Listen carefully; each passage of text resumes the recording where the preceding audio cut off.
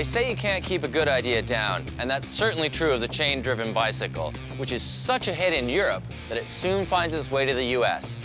And where you have bicycles, you've got to have bicycle repairmen. Among the first to cash in on the bike boom were two brothers from Dayton, Ohio, who in 1892 opened a small shop selling and repairing bicycles. Their names? Orville and Wilbur Wright.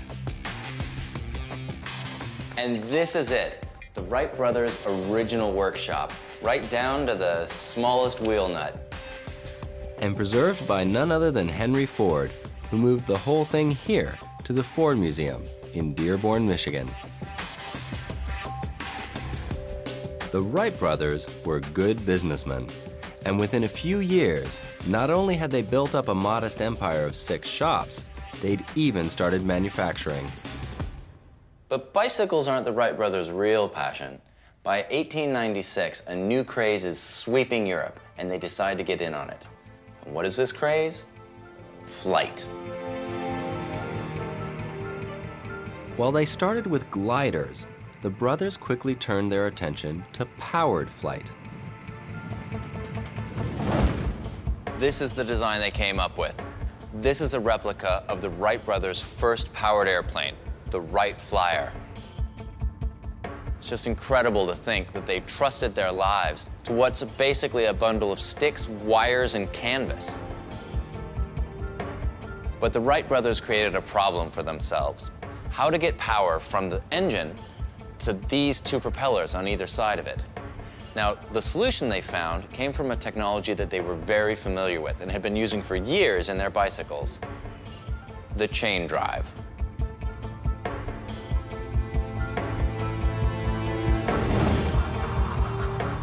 Finally, the brothers' new flying machine is ready for its maiden flight. And on the 17th of December, 1903, with Orville at the controls, the Wright Flyer takes to the air. While only a short hop of some 12 seconds, it marks the world's first sustained and controlled powered flight. The rest, as they say, is history.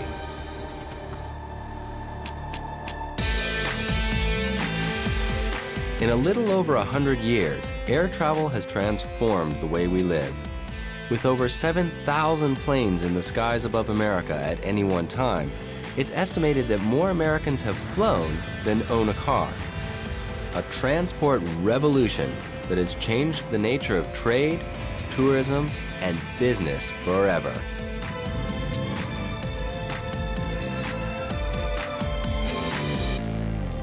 And which never would have been possible without the next links in our story. But first, let's recap. We began with the Chinese invention of gunpowder, which eventually gave rise to the gun and brought surgeons face to face for the first time with horrific new gunshot wounds. This linked to a new understanding of human anatomy, the trigger for the appearance of mechanical automata, and ultimately, the chain drive.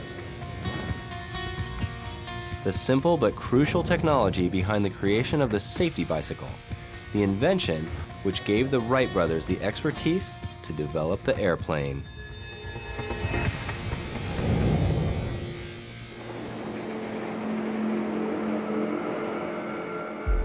Wow. Within 10 years of the Wright brothers' historic first flight, the airplane's potential had been spotted by the military. This is an original Bristol fighter built in 1917. It was actually used in World War I, and I get to go up in it. The First World War was the very first conflict to feature aerial combat between planes that were a far cry from today's high-tech machines. Well, they didn't make them very big back then, did they? Whoa. It's all wood with metal fittings, giant big engine on the front. But this, it's all linen.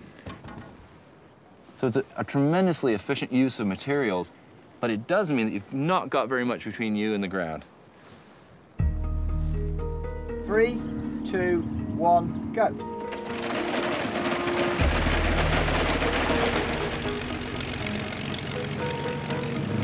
Here we go!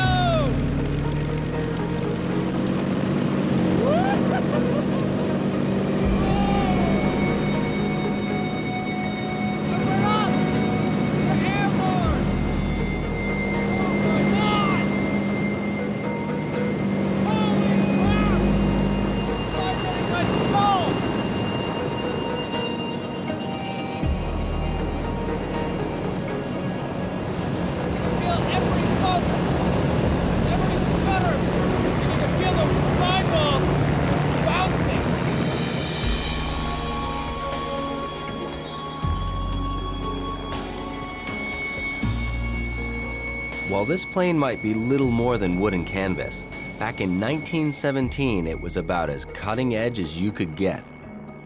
With a top speed of 120 miles an hour, it really was the F-14 of its day.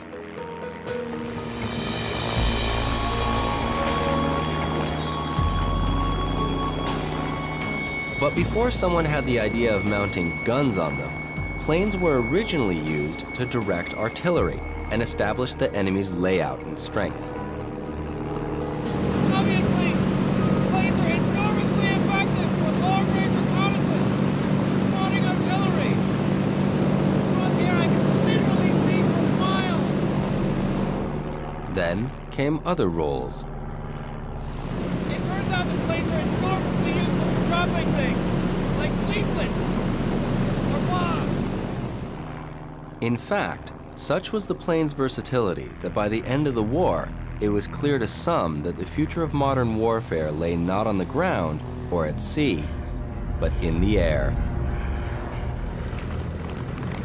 That was absolutely mind-blowing. Best ride of my life. It was a prediction that all too soon would be proved correct. Just 20 years after World War I, Nazi Germany throws Europe into total war once again. By 1940, Britain is all that stands between Adolf Hitler and his complete domination of Europe.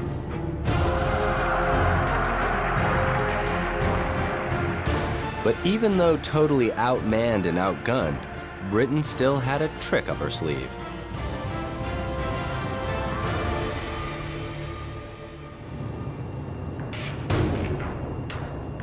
Several years before the outbreak of World War II, Britain had realized how vulnerable she was to attack from the air. Unable to match Germany's aerial might, Britain instead set her scientists a challenge. How to invent an early warning system that will detect German planes at long range, giving the Allies time to scramble their own air defenses. It so happened that the technology for such a system was already out there.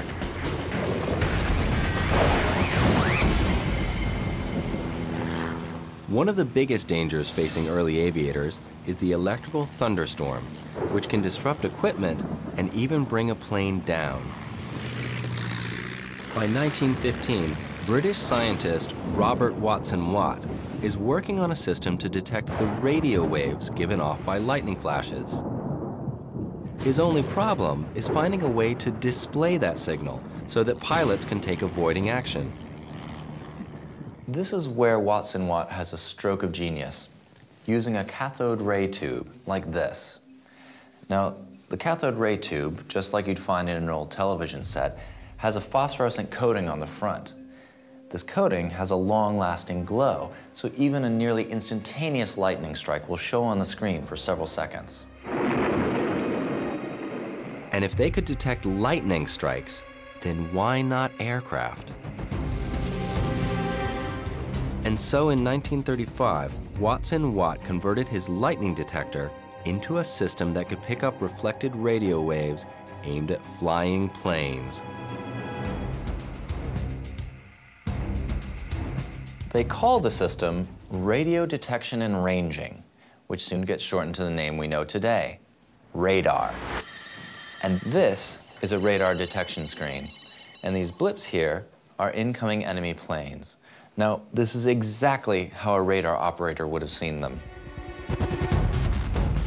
By the start of the war, a string of radar stations had been set up all along the British coast, able to locate enemy planes up to 200 miles away, giving the RAF just enough time to scramble their fighters and thus defeat the Luftwaffe.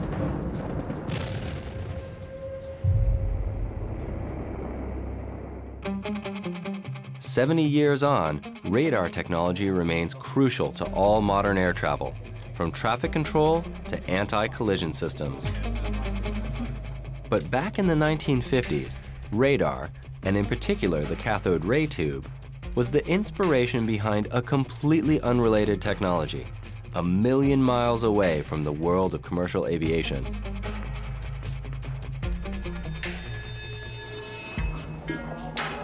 Brookhaven National Laboratory, 1958.